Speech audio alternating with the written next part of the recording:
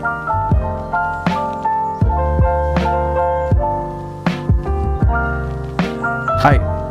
we are back with our finals here recorded sunny Vale, California. I'm positive Tech Mendoza.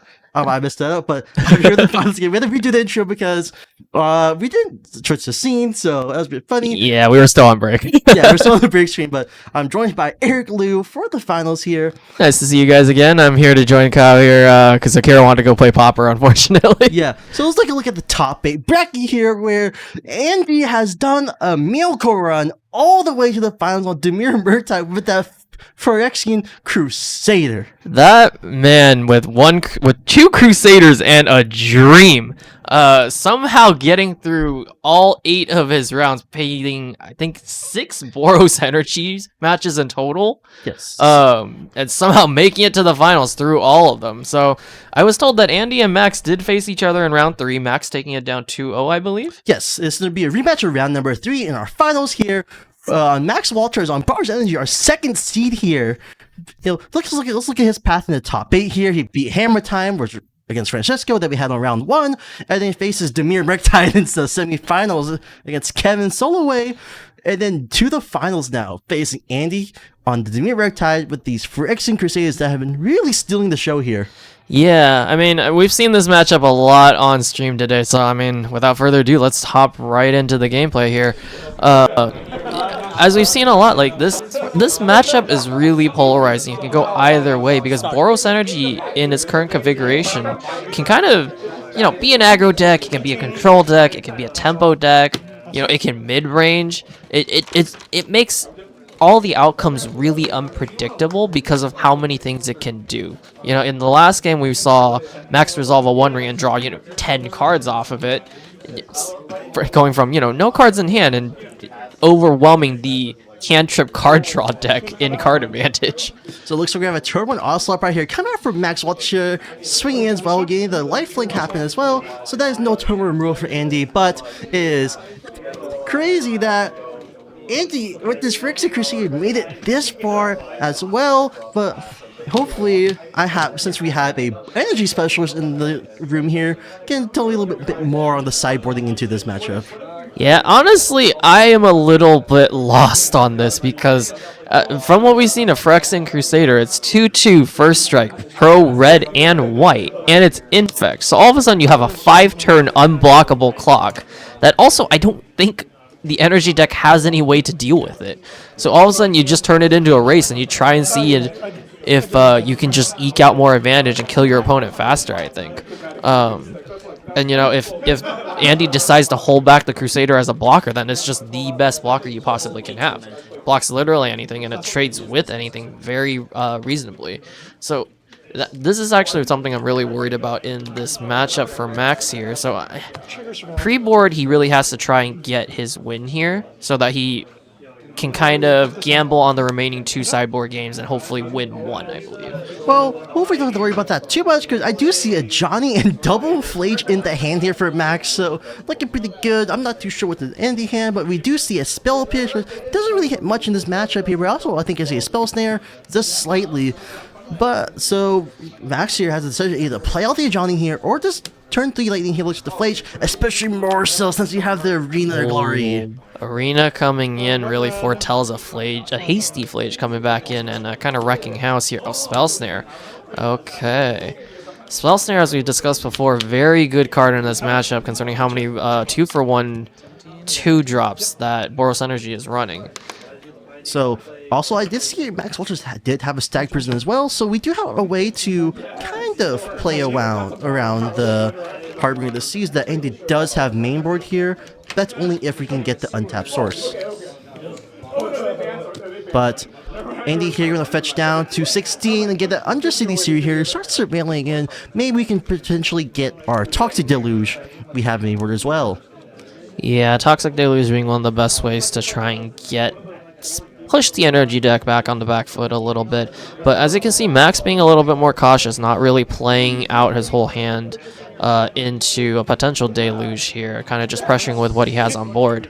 Andy not really having any sort of blocker in Psychic Frog or even potentially Murktide. So Max, I think, is perfectly happy to just sit there and, run in with his cats, deal a bit of damage, and see what he has. So Andy playing a tap land here, so not...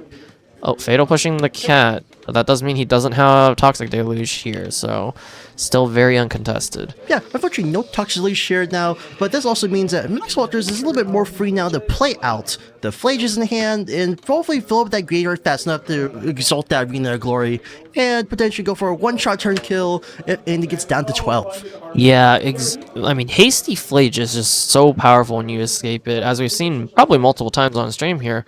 Helixing on ETB and then swinging him for 6 and helixing it again, a potential 12 damage to the face. Oh, dashed in Ragavan? Wow, Dash Ragavan is actually pretty good here. He's gonna get it for what, 4 damage here. Gonna flip over a Bowmaster. Bowmasters! This means we can use the treasure if we really want to play out this Bowmaster here. You have nothing else to do because you have only Prison and Flations in hand. So you're gonna stack the treasure, now play the Bowmasters for yourself, and Dandy's now down to 11.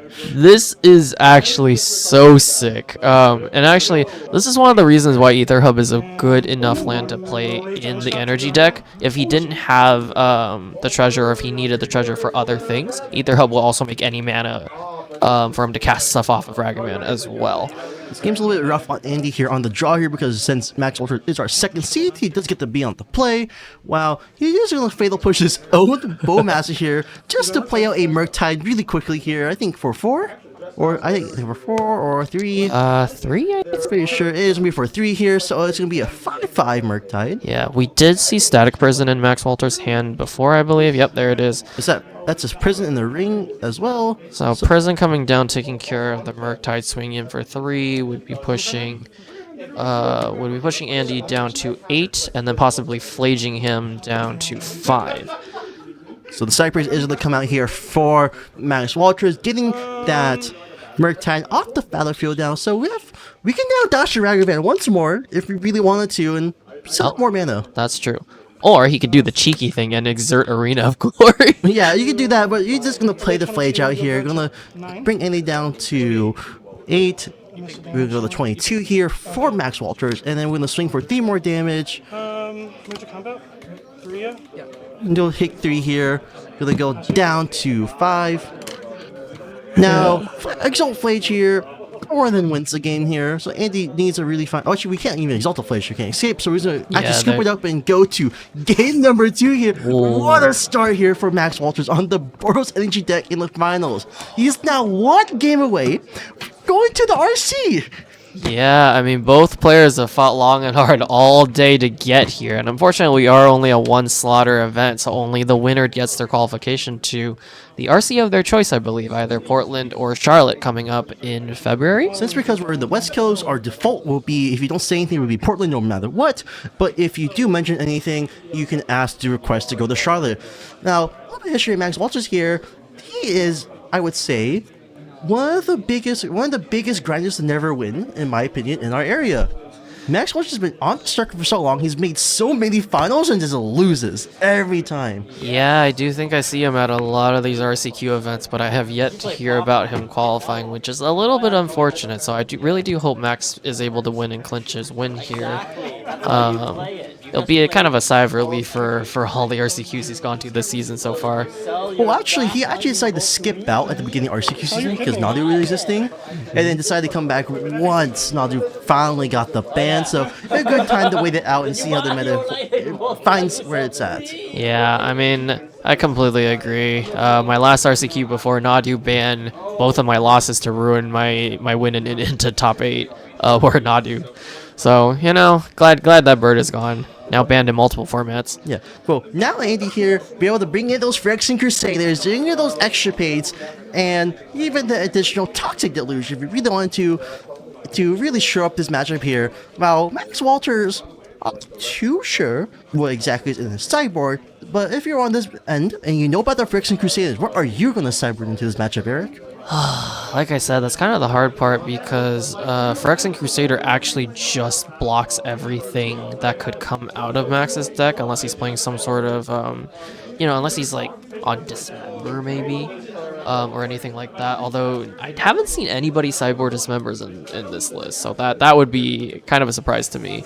As far as other things, possibly more static prisons or removal for Murktides have been very good.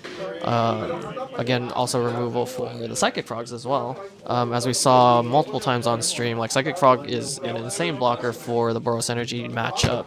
Being able to pump yourself and get favorable trades no matter what really makes a difference in the combat map.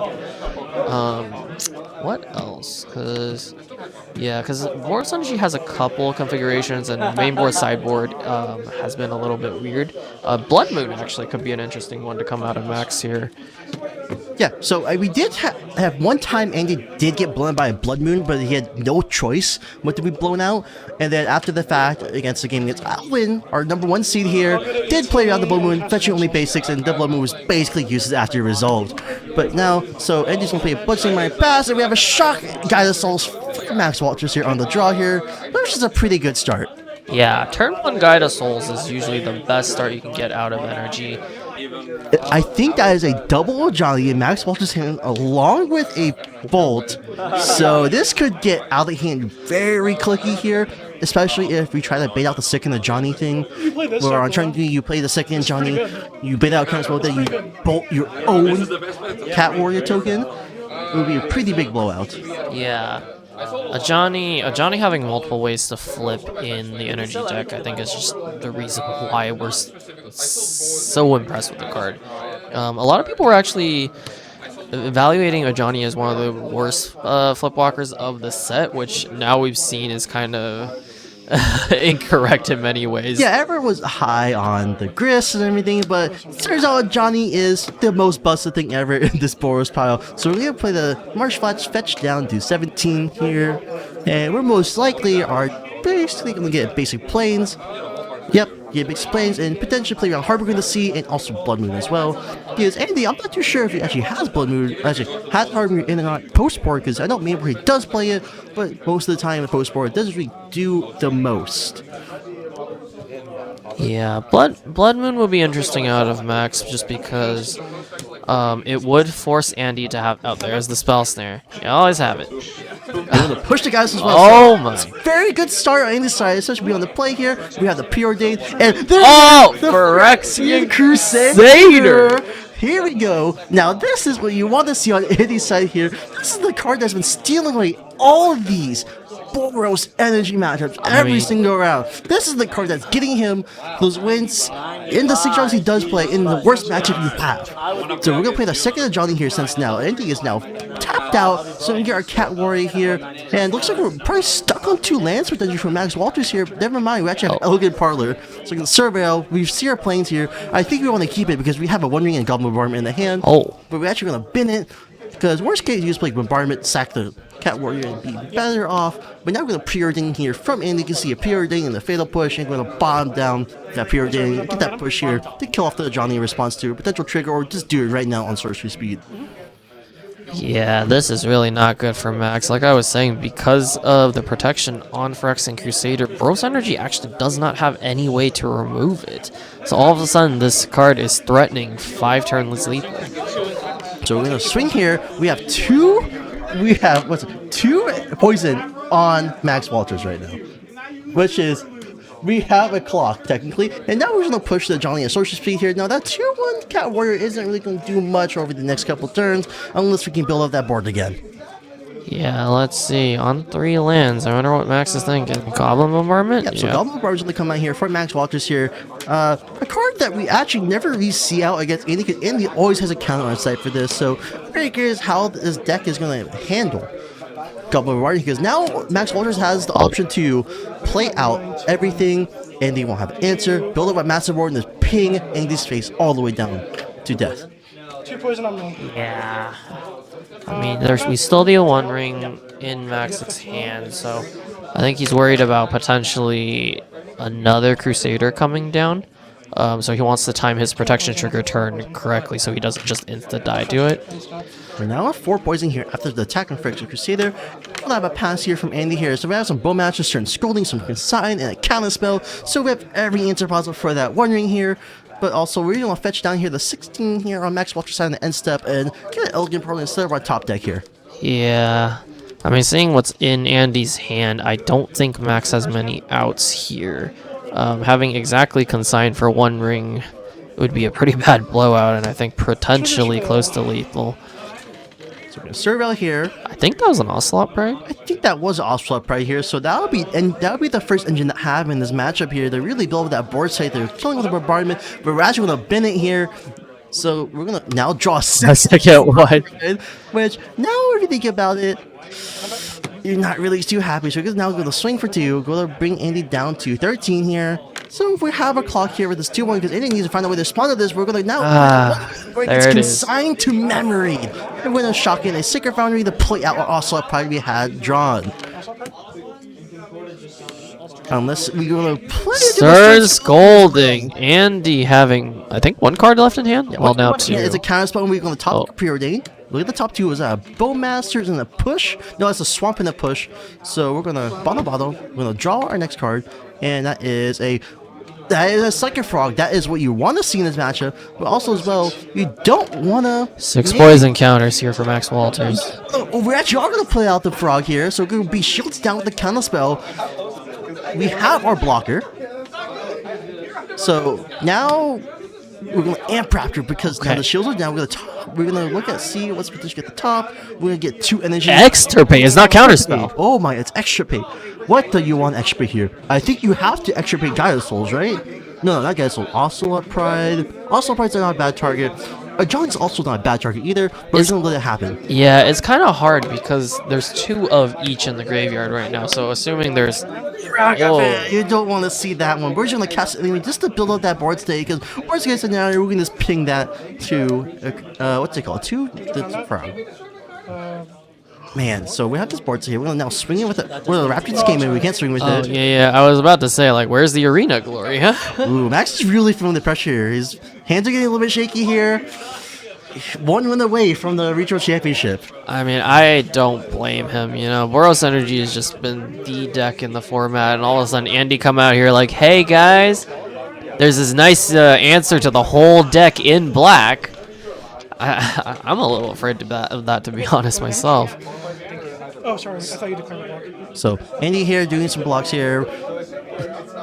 We'll do some theoretical blocks. This thing, is it even worth it to block it? So we're going to block it. Oh, trading the Psychic Frog here. Yeah, trade the Psychic Frog here. Conserve our life a little bit more. Now, Max is only at... Wow, a sign of weakness here. Max Walter is going to get Giganta. We're going to top deck into our Stern Scolding, I think. So, we're going to swing here. We are at 8 poison. We are 1 turn away from Andy winning here. We top deck a Murktide. So we have a massive blocker here that can't even get pinged down. Now, Andy here, top decking that Murktide here is really important. Now we can save that draw. We can save the extra for the draw step. And we can, I don't know if a Stagger's in the graveyard or not, but this can, Andy can use this extra to gain information. That would be great as well. Because you have nothing else to do here. We're actually not going to do that. We jump to a Pride, and we're going to game number 3 here. With the Phyrexian Crusader.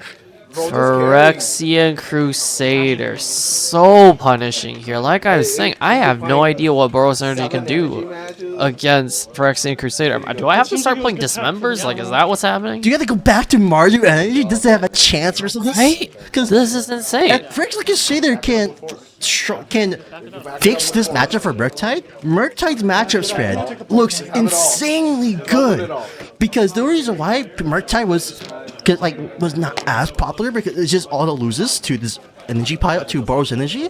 But if you play Phyrexian Crusader against Boros Energy all the time, you can just win flat out. I mean, crap. Am I back on Mardu now? I just hopped to Boros this week. Well, hopefully not enough people in the local area hops on this Phyrexian Crusader train, because it shouldn't be a card that people can pick up very quickly unless they played back then. Yeah. I mean, but also we just broadcasted this to a bunch of local players. Yes, it doesn't help. We'll see. So Max Walters here now going to be on the plate where he wants to be on game number 3 here on the Phyrex on Boros Energy here. You need to have a very fast board to deal with this Phyrexian Crusader. That is really hard to win against this Crusader once it resolves, and you basically get. It's like anaconda, right? Or boring constrictor. You're slowly getting bled out by this Crusader while it's also hitting you at the same time. Yeah, it's not good. Honestly, this Crusader is disgusting. It's just presenting an unblockable, uninteractable clock for the Boros Energy deck. People say Boros Energy is disgusting. No, this is disgusting. Turns out, a card from what Journey into Nyx is a very disgusting card. Yeah, seriously. Let's see what our players have this time. So Max being on the play is definitely good. He'll be able to resolve something turn 1 and hopefully curve right into a turn 2 play. Either Johnny or Ambraptor, right? But I think it will depend on how Andy goes about his sequencing, but also the hands that he keeps, because it's really important. I mean, seeing how powerful Crusader is in this matchup, honestly, it might just be a mull until you find Crusader angle. I don't think you need a mullet in the Dimir Murktide deck. You have a lot of ways to dig for it. You don't really need it as much as you need the removal suites early, but also board players are down bold down to 6 here. Man, just look at Indy's arm there. You see the Dimir tattoo right there? He is an enjoyer of Dimir piles. Yeah, I mean, as we've seen, maybe this is what pushes Dimir Murktide back on top. So both players keeping a 6 here. So, Max Walters have a hard decision on what to bottom here, potentially. Man, so you drop the Elegant Parlor. Is Elegant Parlor too slow? Because you have to turn Ocelot Pride. I see I see an Ocelot Pride. I think I see a Sacred Foundry Arid Mesa, Guide of Souls, Ocelot Pride, Ambraptor. So, let's get into it. The final game here of our RCQ here. Game number 3 of the finals. Max Walters on Boros Energy versus Andy Hume on Dimir Murktide. Max Walters is having debate on what to bottom still. We're actually going to commit to bottom the Elegant Parlor. Going 18 here. Get Guide of Souls. Ocelot Pride turn 2. This looks like a great start for Max. Yeah, if Andy doesn't have the removal or interaction for any of these things, I mean, Max is going to run away with the game. Like that's just what he needs to eke out his advantage in this matchup. Looks like a go for the third in the hand here for Andy here. So we might, and also extra pay. So we're going to go to combat, get Andy down 19. Maybe bait out something, but let's see. We're going to play the Ocelot Pride now on turn number 2 for Max. We're going to respond with a fetch. Do we have this turn scolding? Do we? What do we have here on Andy's hand? Because I think we see his hand too clearly besides... Oh, we're going to shock as well. Watery Grave. A shock down to 16. Fatal Push? Stern Scolding? This either push or scolding. So it is going to be Stern Scolding here. Along with the go for the third hand here. So turn 2, next turn on his turn. Next turn you can deal with this Guide of Souls. Now we're going to Elegant Parlor. Oh, wandering off the top here from Max Walters. Oh. Do you if you bend that, it tells a lot about your hand. So you just have to keep it there. Dude, make sure Andy. Oh, Andy's on a 1-lander. Andy just passed. Andy's on 1 Oh lane my on god. the draw. Guide of Souls is this Ambraptor? Oh nope. Land. Oh no. Oh, both sides. It was a Fatal Push. Wait, is it? This hand is all. Oh, we're talking the land. I see another Fatal Push, a extra pay, and a go for the third there, and a Murktide. So our hand is not the worst, especially now since we have the second land drop. But man, missing land drop on turn 2 hurts the tempo quite a bit here, especially since if Max Walters can play a curve, you can go to, go to, I think, playing One Ring out, bait it out, since you have the second one, bait out your counter spell, because you have the second One Ring, and then you can play it again once more after you let Andy be tapped out. Had a little brain fart there, sorry about that. So we're going to have fetched for our basic planes here with our Marsh Flats, still playing around on a potential hard moon to see, but also as well playing around our own Blood Moon if we ever have it, if we even kept it in the first place. So, Max will be at 17, gonna adjust the life totals a little bit here. And let's see, we're gonna see from the draw step for Max side, we're gonna see, ooh, I can't really see that card clearly, but assuming so, it's gonna be a Read Our Glory and go play out the One Ring here. Ooh. Do we have the counterspell here? It doesn't look like it does for Andy. so. So resolves, we'll have our trigger and pass. So we're gonna go down to 14 here for Andy, and we're gonna spawn and draw to the fetch. Man, so we do gotta stick our first ring. We have the second ring as well, so we're not really too worried. Is that 3 rings? That would be kind of insane. 1 ring in the hand, 2 ring in the hand, and 1 on board. That seems pretty damn good. But now we're gonna do. Oh, this is a bit scary here for Andy because we're not gonna surveil with Undercity Sir, but also as well at the same time, Blood Moon just shuts off your entire game plan here. Yeah, I mean, let's see what Max has off of these 1 rings. Bowmasters could still be pretty annoying here for Max, although you can definitely play around it. Paper, some cardboard. Let's. Because you want to potentially you want to have what, a land here on turn number 3. So we're gonna bin that. So we did draw into our lands a Dark Shore, and there it is, the first Crusader here. You hate to see it. So we went down to 16 because Max's hand is pretty slow. It is not the most fast. It's not the fastest hand you can have on this deck. But we're gonna refill a bit with the 1 ring. But oh my god. That's 3. Oh, okay. Oh, All we right. drew an additional card. That's gonna be Max's second. Wait, this is Max's 3rd warning. No worries. Oh no. Oh, Max needs to calm down here. So one of These them, three. these 3. Can you confirm that? Well, I think everyone can see that these were the 3 in front, right? Yes or no? All right, we cannot confirm. All right. So since you put them in this set, we're gonna rule this as a hidden card error. Oh no. So, this is what we're gonna do. Since we don't know the 3rd card that was drawn, Sure. we will do the following. Your opponent will look at your hand, choose one of the cards that was the drawn card. Okay. We will put that back where it's supposed to be. Got it. So that technically you shouldn't know where it is. Have you done any mulligans this game? We both mulligan once. Both mulligan once. There has been a shuffle, Okay. right? So therefore, technically this whole deck is randomized, correct? Okay. All right. So this is gonna be the fix. Okay. Reveal. Reveal the hand. Well, not yet. Let me just explain the fix, Sorry. and then we'll see if everyone agrees. Okay. Then that will be the fix. And you'll be receiving a warning for hidden card error. I understand. All right.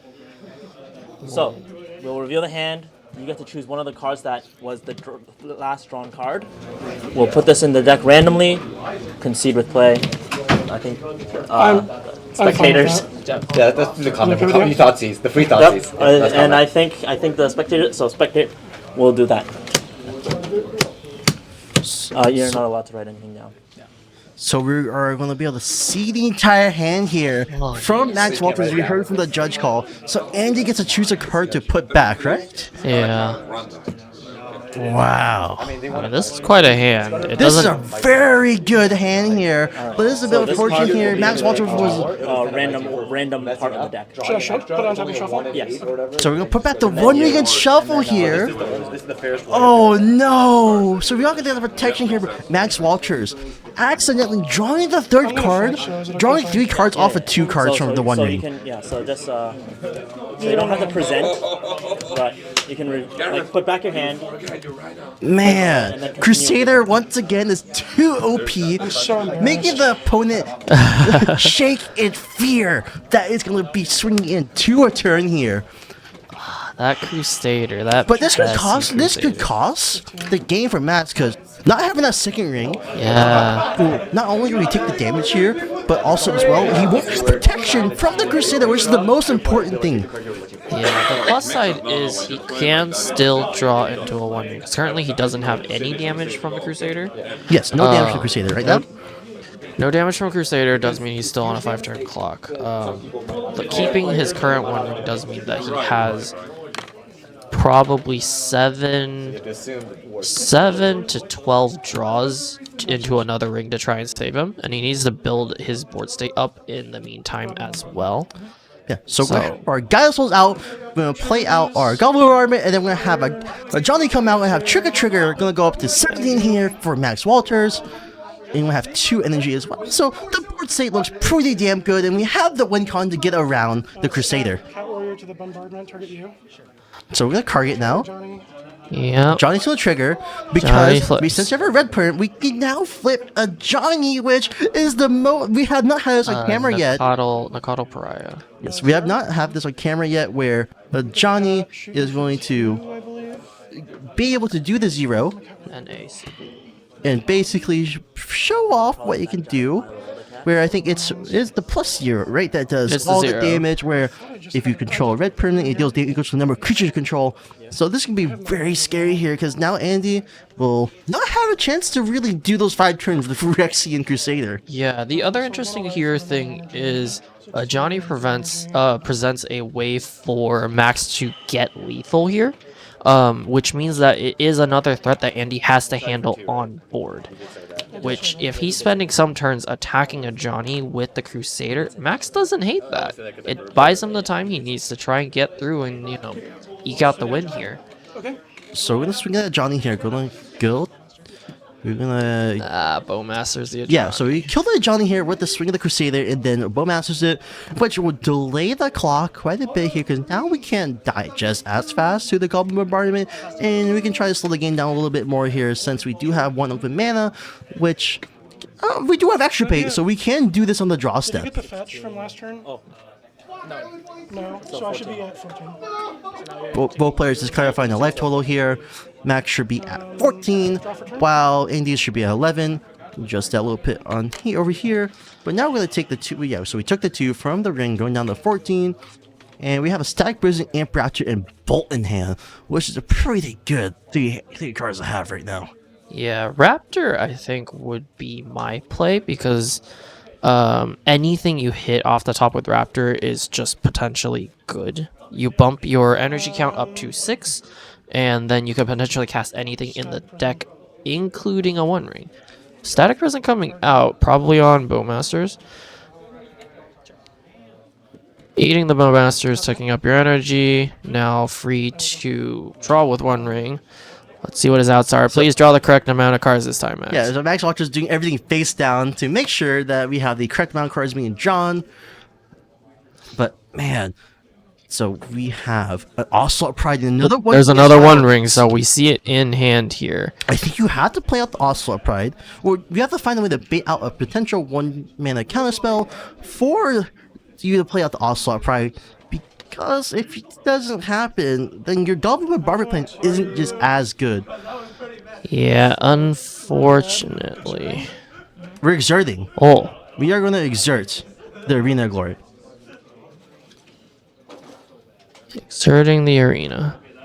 What are we exerting for? I'll spend Is it Amped Raptor? red. Is he gonna do Red. Hasty Goblin or Amped Raptor? So we're going to haste the Amp Raptor here.